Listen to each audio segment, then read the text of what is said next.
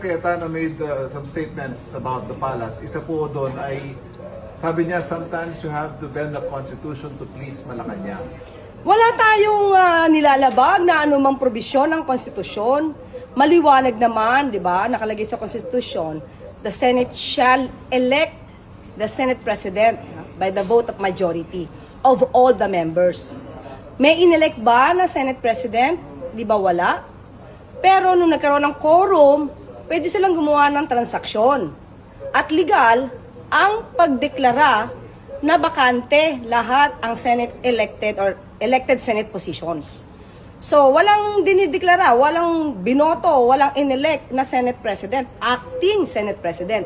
So, ano ang nilalabag na probisyon ng konstitusyon? At maliwanag, akin na rin nabanggit kanina, na tayo ay sumusunod lamang sa naging kautusan at naging desisyon ng Supreme Court sa Avellino versus Cuenco. At tandaan natin, yan din ang ginawang aksyon ni dating Senate President Franklin Drilon na nagdeklara siya noong 2015 ng quorum ng 12, di ba? Kasi may 17 at that time na recognized base number at nandoon sina Senator Alan at Senator Pia Cayetano. Wala naman naging pagtutol dito, wala naman naging ginawang aksyon na sinampa sa Korte Suprema. So yan ang nasusunod na jurisprudence sa ngayon.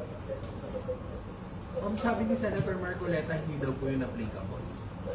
Yun na lang siguro, kung pupunta sila sa Supreme Court, sabihin na lang niya sa Korte. Ma'am, yung pakikipagpulong daw ng, ano nga yung sinasabi? 11. SB 11. Yes, SB 11 Nagpupulong sila? sa Malacanang. Coordinated daw po dito. Wala tayong impormasyon patungkol dyan. At yung akusasyon po na may mga members daw po ng cabinet na pinangkang kausapin si Senator Jinggoy Estrada para daw po maligtas sa kanyang kaso. Unang-una, ano po bang kapangyarihan ng mga miyembro ng gabinete na mangako sa isang tao na di umanong sangkot sa anomalya? Nasasabihin, wala ka ng kaso. Wala silang karapatan. Wala silang kapangyarihan. Ang kapangyarihan ng pag-iimbestiga ay nasa kamay ng Office of the Ombudsman or ng DOJ.